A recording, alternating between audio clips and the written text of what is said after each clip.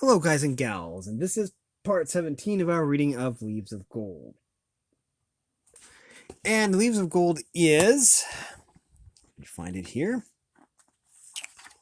Leaves of Gold is an anthology of prayers, memorable phrases, inspirational verse, and prose from the best authors of the world, both ancient and modern, edited by Clyde Francis Lytle. And now we are going to go over the copyright information, which is on your screen right now. Revised edition, 12th printing, 1964, copyright 1938 by Evan S. Coslet. Revised 1948 by Donald G. Remley. Copyright 1948 by A.C. and D.G. Remley. And it is published by the Coslet Publishing Company out of Williamsport, Pennsylvania, and printed in the United States of America. So, anyways, we are going to pick this up where we left off with a chapter on immortality. And let's see first what we're dealing with here. There you go. Okay, that's not bad. About 7 pages, that's fine. Release. Man is like a bird in a cage until he lives for eternity. He is like a prisoner in a cell until he gives the eternal within him expression. Just as the ripples of the meadow brook reproduce the swell of the ocean tides towards which the brook flows, and just as the music of the rivulet in its eddies echoes the lap of the mighty sea on the beach, where someday the rivulet will measure its waters, so the voice within us are the voices of the larger life from which we are destined and towards which we are going. That's by Vance. Next we have Death, be not proud, though some have called thee mighty and dreadful, for thou art not so. For thou whom thou thinkest thou dost overthrow. Die not, poor death, nor yet canst thou kill me. From rest and sleep, which but thy pictures be, more pleasure than from thee much more must flow. And soonest our best men with thee do go. Rest of their bones and souls delivery, thou art slave to fate, chance, kings, and desperate men, and dust with poison, war, and sickness dwell, and poppy or charms can make us sleep as well. And better than thy stroke, why swellest thou then? One short sleep past we wake eternally, and death shall be no more. Death thou shalt die. That is by John Donne. Next we have Whispers of Hope.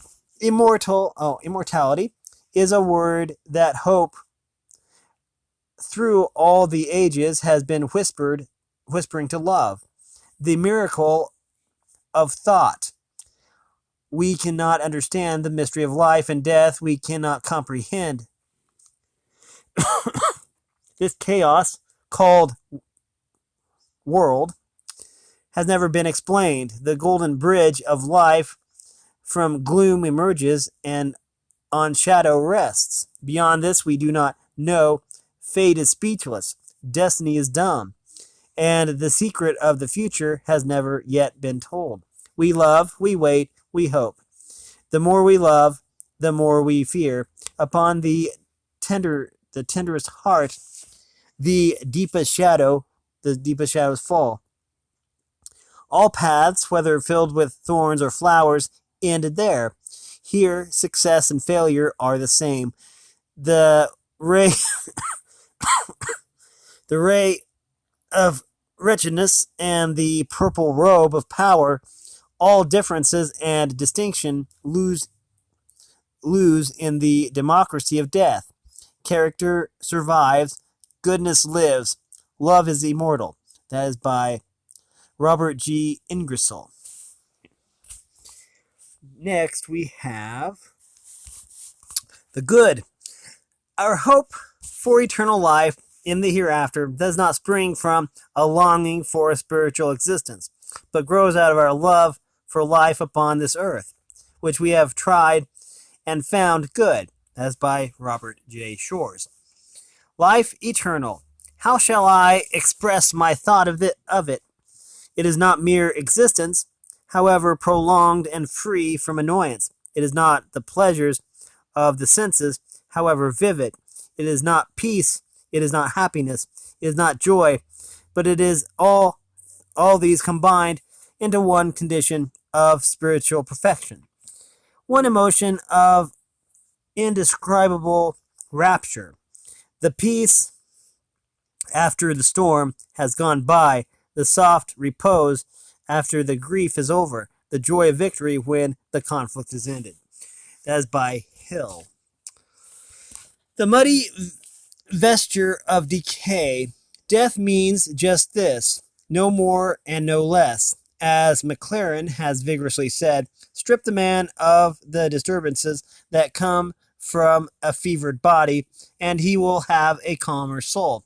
Strip him of the hindrances which come from a body that is like an opaque tower around his spirit, with only a narrow crevice here and a narrow door there. 5 poor senses with which he is connected with the outer universe, and surely the spirit will have wider awareness out to God. It will have larger powers of reception because it has become rid of the closer confinements of the fleshy tabernacle. They who die in Jesus live a larger, fuller, nobler life by the very cessation of care, change, strife, and struggle. Above all, they live a fuller, grander life because they sleep in Jesus's and are gathered into his embrace and awaken with him, clothed with white robes, awaiting the adoption, to wit, the redemption of the body. Next we have sympathy. If a friend of mine gave a feast and did not invite me to it, I should not mind a bit. But if a friend of mine had a sorrow and refused to allow me to share it, I should feel it most bitterly. If he shut the door of the house of mourning against me, I would move back again and again and beg to be admitted so that I might share in what I was entitled to share. If he thought me unworthy, unfit to weep with him, I would feel it as the most poignant humiliation, as the most terrible mode by which disgrace could be inflicted on me. He who can look on the loveliness of the world and share its sorrow and realize something of the wonder of both is in immediate contact with divine things and has got as near to God's secret as anyone can get. That's by Oscar Wilde. Why we believe. If there be an argument which stirs me to indignation at its futility, and to wonder that any mortal ever regarded it as of the slightest force, it is that which is set out in the famous soliloquy in Cato, as to the immortality of the soul. Will any sane man say that if in this world you wish for a thing very much, and anticipate it very clearly and confidently, you are therefore sure to get it? If that were so, many a little schoolboy would end by driving his carriage, and who ends by driving no carriage at all. No, we cling to the doctrine of a future life. We could not live without it, but we believe it not because of undefined longings within ourselves, not because of reviving plants and and flowers, not because of the chrysalis and the butterfly, but because our Savior Jesus Christ has abolished death and brought light and immortality to light through the gospel. That's by A.K.H. Boyd. Now we have Hope Sees a Star. Life is a narrow veil between the old and barren peaks of two eternities. We strive in vain to look beyond the heights. We cry aloud and the only answer is the echo of our wailing cry. For the voiceless lips of the unreplying dead, there comes no word. But in the night of death, hope sees a star, and listening love can hear the rustling of a wing. He who sleeps here when dying, mistaking the approach of death for the return of health, whispers with his latest breath, I am better now. Let us believe in spite of doubts and fears that these dear words are true of all the countless dead. That's by Robert G. Ingersoll at his brother's grave, June 2nd in 1879. Next we have From a Full Heart. Never let the seemingly worthlessness of sympathy make you keep back that sympathy of which, when men are suffering around you, your heart is full. Go and give it without asking yourself whether it is worthwhile to give it. It is too sacred a thing for you to tell what it is worth. God, from whom it comes, sends it through you to his needy child. That is by Phillips Brooks. Revised edition. The body of Benjamin Franklin, printer. Like the cover of an old book, its contents torn out and stripped of its lettering and gilding. Lies here food for worms. Yet the work itself shall not be lost, for it will, as he believes, appear once more in a new and beautiful edition, corrected and amended by the author. That is Franklin's self-written epitaph. Now we have Charted. It is not darkness. It is not darkness you are going to, for God is light. It is not loneliness, for God is with you. It is not an unknown country, for Christ is there. That is by Charles Kingsley. Now we have Evolution. Out of the dusk, a shadow, then a spark. Out of the cloud of silence, then a lark. Out of the heart, a rapture, then a pain. Out of the dead, cold ashes, life again. That is by John Bannister Tabb. Now we have Heaven. When I was a boy, I used to think of heaven as a glorious golden city with jeweled walls and gates of pearl, with nobody in it but the angels, and they were all strangers to me. But after a while, my little brother died. Then I thought of heaven as that great city full of angels, with just one little fella in it that I was acquainted with. He was the only one I knew there at that time. Then another brother died, and there were two in heaven that I knew. Then my acquaintance began to die, and the number of my friends in heaven grew larger all the time. But it was not till one of my own little ones was taken that I began to feel that I had a personal interest in heaven. Then a second went, and a third, and a fourth. And so many of my friends and loved ones have gone there that it seems as if I know more in heaven than I know on earth. And now, when my thoughts turn to heaven, it is not the gold and the jewels and the pearls that I think of, but the loved ones there. It is not the place so much as the company that makes heaven seem beautiful. As by Selected.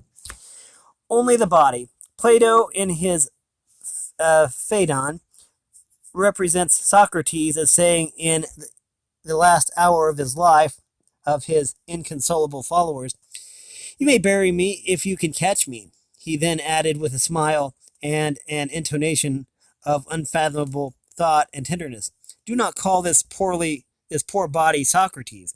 When I have drunk the poison, I shall leave you and go to the joys of the blessed.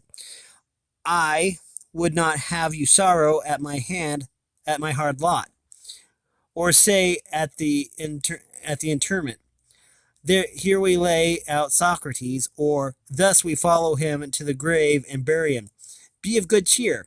Say that you are burying my body only. That's by R.J. Cook.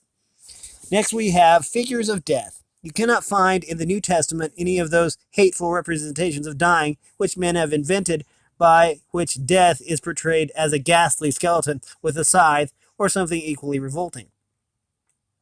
The figures by which death are represented in the New Testament are very different. There are two of them, which I think to be exquisitely beautiful. One is that of falling asleep in Jesus, when a little child has played all day long and becomes tired out, and the twilight has sent it in weariness to its mother's knee, where it thinks it has come for more excitement, then almost in the midst of its frolicking, and not knowing what influence is creeping over it, it falls back in the mother's arms and nestles close to the sweetest and softest couch that ever cheek pressed, and with lengthening breaths sleeps and smiles and is glad, and sits humming unheard joy over its head. Still, so we fall asleep in Jesus. We have played long enough at the games of life, and at last we feel the approach of death. We are tired out, and we lay our heads back on the bottom of Christ, the bosom of Christ, and quietly fall asleep. That's by H.W. Beecher. Next, we have dissolved. In the laboratory of Faraday, a workman one day knocked into a jar of acid, a silver cup, a jar of acid, a silver cup. It disappeared, was eaten by the acid, and could not be found. The question came up as to whether it could ever be found. The great chemist came in and put certain chemicals into the jar, and every particle of the silver was precipitated to the bottom. The mass was then sent to the silversmith, and the cup was restored. So a precious soul who has fallen into the sink of iniquity, lost, dissolved in sin, can only be restored by the great chemist, Jesus only. That's by the SS Times. Next we have resurrection. We see in the risen Christ the end for which man was made, and the assurance that the end is within reach. Christ rose from the grave, changed and yet the same, and in him we have the pledge and type of our rising. Now we have a way. I cannot say, and I will not say, that he is dead. He is just away. With a cheery smile and a wave of the hand, he has wandered into an unknown land, and left us dreaming how very fair it needs must be, since he lingers there.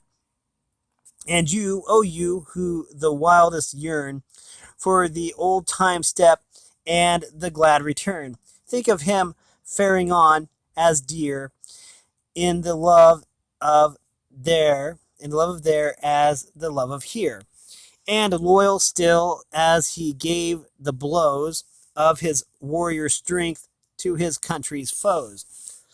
Mild and gentle as he was brave, when the sweetest love of his life he gave to simple things, where the violets grew, pure as the eyes they were likened to.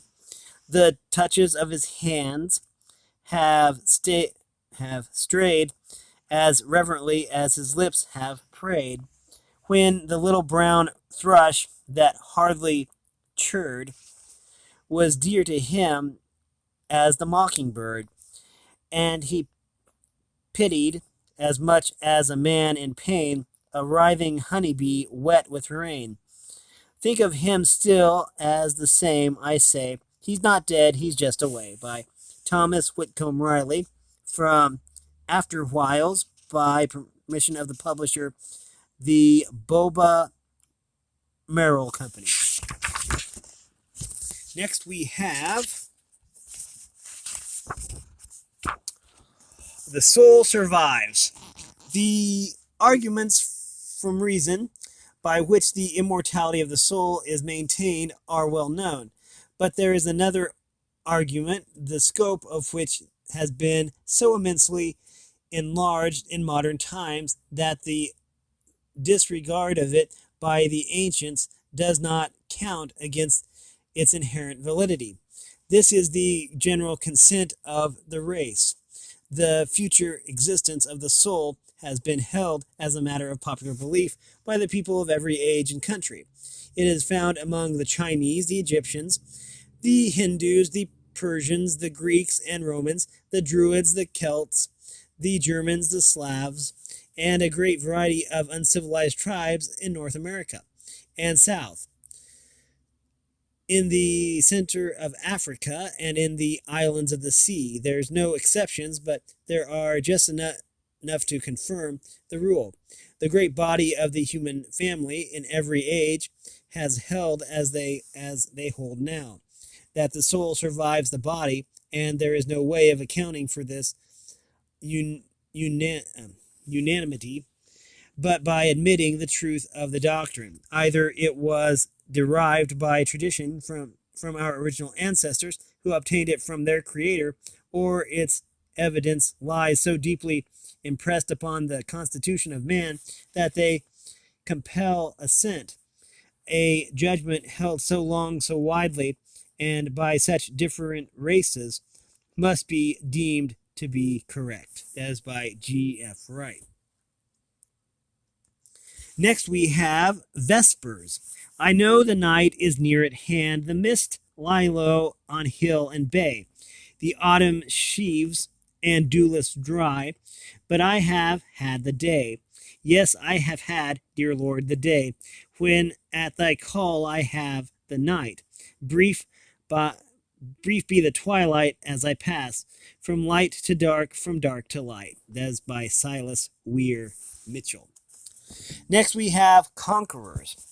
In the world, just checking here. In this world, he that is today conqueror may tomorrow himself be defeated. Pompey is eclipsed by Caesar, and then Caesar falls by the hands of conspirators.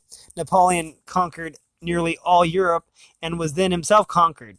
But the Christians' conquest of death is absolute. The result is final. He has vanquished the last enemy and has no more battles to fight. Foster. Death to a good man is but passing through a dark entry, out of one little dusky room to his father's house, into another that is fair and large, lightsome and glorious and divinely entertaining. That's by A. Clark. Next, you have felt the exhilarating change from a convalescent chamber to a bright spring day, with its balmy air, its flowers and fragrance and songs. How fresh the burst of devout feeling in the pious mind amidst such a scene. What then must be the transition from the gloom of a sick chamber and the last of life's struggles into the tranquility and joy of the presence of the Lord? That is by J. Graham. Next we have Heaven Satisfies. If a child were to ask me if there would be harps and pianos, yes, and hobby horses in heaven, I would tell him yes. That is, if he was fond of those things, because that would be the truest answer I could make him. What I should mean by it would be that there would be this is confusing, because that would be the truest answer I could make him. What I should mean by it would be, and there would be that there, which would just as nicely fit into his heavenly desire as the hobby horse does into his earthly desires. Heaven means satisfaction.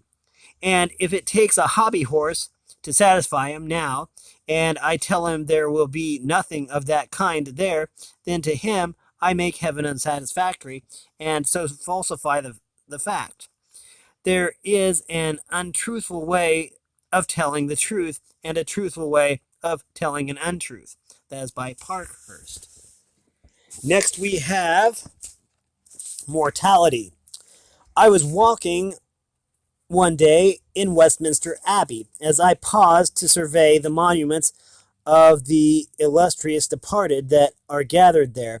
My attention was arrested by the appearance of the pavement near to where I stood. A beautiful many-colored light resting upon it, and gave it an aspect that I could not but linger to behold. The cause was apparent. A painted window above me explained the reason, and the pavement, beautiful as it appeared, had no color in itself. It was the window above that gave it the beautiful hue. How many are like the pavement? They appear beautiful, and we are apt to mistake it for the beauty of holiness. But it is in borrowed light, contact with the wise and good it may be. Remove that, and their true colors appear, as by Selected. Next we have getting ready. There is only one way to get ready for immortality, and that is to love this life and live it as bravely and faithfully and cheerfully as we can. That is by Henry Van Dyke. Now we have mortality. It is on the custom of the Chinese to keep their coffins in their house, where they can be often seen. The ancient Egyptians, at all their feasts, served their guests with some part of a skeleton to put them in mind of their mortality. And on the day of his coronation, one of the emperors of Constantinople, among other gifts of great value, received the present of a gravestone to remind him of the coming day when the crown would be taken from his head. And in the midst of life and health, it would be good for us if we would often think of that hour that will finish our discipline and fix our destiny. That's from the Public Speaker's Library. Next we have intimation of immortality. It has always seemed to me a major tragedy that so many people go through life haunted by the fear of death, only to find when it comes that it's as natural as life itself. For very few are afraid to die when they get to the very end. In all my experience, only one seemed to feel any terror, a woman who had done her sister a wrong which it was too late to right. Something strange and beautiful happens to men and women when they come to the end of the road. All fear, all horror disappears. I have often watched a look of happy wonder dawn in their eyes when they realize that this was true. It is all part of the goodness of nature, and I believe of the illimitable goodness of God. And that is by a veteran nurse. Next we have disguise.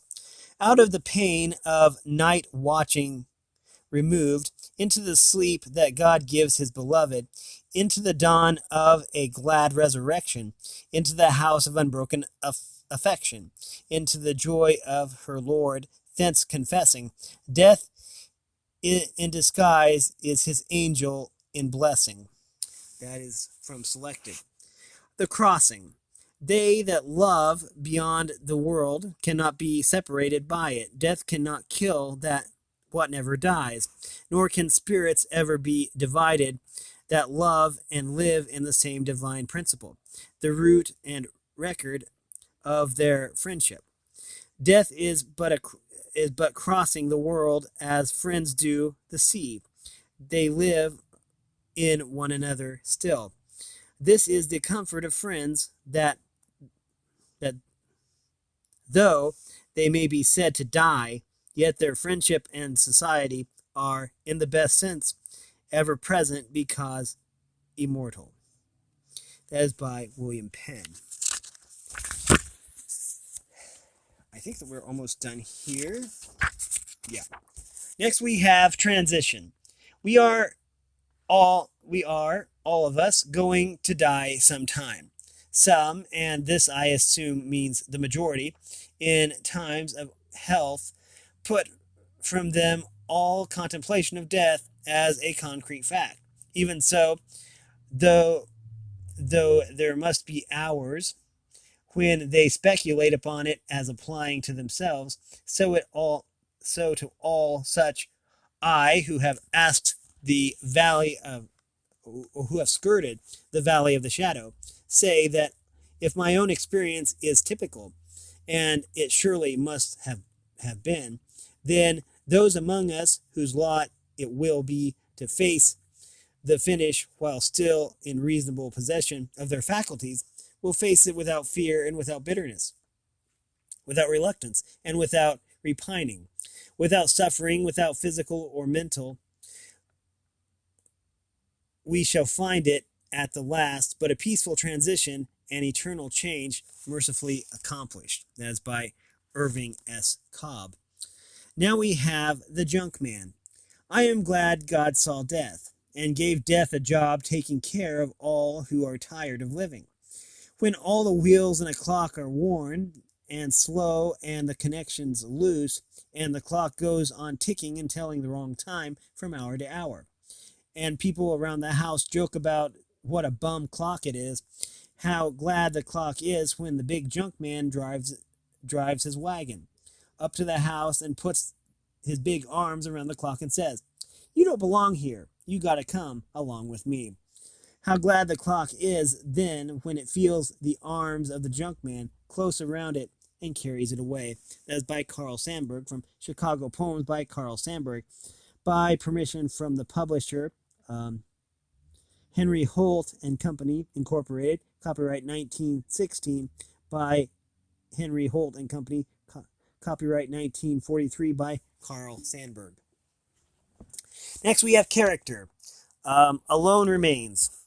In the U.S. Mint, there was recently a curious engraved medal of elaborate design that the minutest detail. Oh, sorry. Wait, let me reread this one. I've got to change my position real quick. Let's try this again. Character. Alone Remains. Alone Remains. Okay. In the U.S. Mint, there was recently a curiously engraved medal of elaborate design and the minutest detail. Even the face of the figure was wrought out with marvelous painstaking. The expense of the medal was $6,500, yet its value there was only the bare metal, about 1/20th. So men pass with the world at high valuation. Culture, refinement, wealth, social standing, official influence, titular distinctions give them a temporary importance, but death soon will bring them to the crucible of a final judgment, at which all those extrinsic and adventurous characteristics pass for nothing. Next we have anticipations. I love preliminary things. The tuning up of flutes and strings, the little scales musicians play, the varying keys to feel their way, the hum and hush in which it dies, but most to see the curtain rise. I love preliminary things, the little box the postman brings, to cut the twine, to break the seals, and wonder what the lid reveals, to lift the folds in which it lies, and watch the gift materialize. The snowdrop and the daffodil, the catkins hanging straight and still, the blossom on the orchard tree. Do you know greater joys than these? Each represents the hope that springs in all preliminary things. That's by J.R.J. Next is death. Fearest the shadow, keep thy trust. Still the star worlds roll. Fearest death, sayest dust to dust. No, say soul to soul. That is by John Vance Cheney. Next we have renovation. If a man has a statue decayed by rust and age and mutilated in many of its parts, he breaks it up and casts it into the furnace and alters And after the melting, he receives it again in more beautiful form. And thus the dissolving in the furnace was not a destruction, but a renewing of the statue. So the death of our bodies is not a destruction, but a renovation. When therefore you see, as in a furnace, our flesh flowing away or flowing away to corruption, dwell not on the sight, but wait for the recasting, and advance in your thoughts to a still higher point for the statuary casting in the furnace a brazen image, but makes a brazen one again. God does not thus, but casting in the metal body formed of clay, he returns you an immortal statue of gold. That is by Chrysostom. Next we have mansions. I understand that the Lord meant by his Father's house, quote unquote, the whole vast universe, and if so, the point of his comfort to the discipline becomes clear. In my Father's house, he said, are many mansions. Do not suppose that this world is all, or that beyond the veil, even the blessedness and joy of this world will not be surpassed. You have found a home here. You have found God here. You have learned that it is possible to dwell with God, but this is only one mansion, and there are many more. You have entered only the first. There are myriads that you have not seen. Do not therefore tremble if I leave you. This world is not the whole of the stage on which redemption is to be wrought out. Do not think that death is a dissolution to the soul, or that its personal and spiritual relationship to God will be affected by death. If such had been the case, I would certainly have told you, and my course of instruction would have been very different. This world is but one place of abode with God. There are innumerable more, and only with these in thought can you realize the worth and promise of a Christian life. That's by Purvis. Next, we have measured by the soul. The size of one's heaven is the exact dimensions of his soul. Happiness is a matter of appetite and capacity. As well prepare dinner for a corpse as heaven for a soul whose spiritual functions are dead. The problem of the hereafter is not the matter of a celestial climate and a city beautiful. It is the problem of the eternal in man. The kingdom is within him. The greatest concern of a human being, therefore, should be to feel God's presence, to be stirred by his message, to have faith in the invisible, and to follow aspirations which leap over the boundaries of time and seek satisfaction in the infinite. For to be devoid of all this is to fall a victim of the disease that destroys character, paralyzes progress, and forbids happiness. That is by Vance. And lastly, I believe this is the last one. Yeah. Last one is song. When I am dead, my dearest, sing no sad songs for me. Plant thou no roses at my head, nor shady cypress tree be the green grass above me. When showers and dewdrops wet, with showers and dewdrops wet, and if thou will remember, and if thou wilt forget, I shall not see the shadows, I shall not feel the rain, I shall not hear the nightingale sing on as if in pain, and dreaming through the twilight, and doth not rise nor set, happily I must remember, and happily may forget. As by Christina G. Rossetti. And that is going to lead us to chapter 18, which is on memory, but we are going to finish that at a later time. We have been reading from Leaves of Gold. This is a book that is edited by Clyde Francis Lytle, and we've been reading specifically chapter 17 on immortality. If you like this content, make sure you like and subscribe, ring the bell so you know when I upload. Also, if you want to join the Discord server, all that information will be in the description below. And thanks for watching, everyone, and have a great day.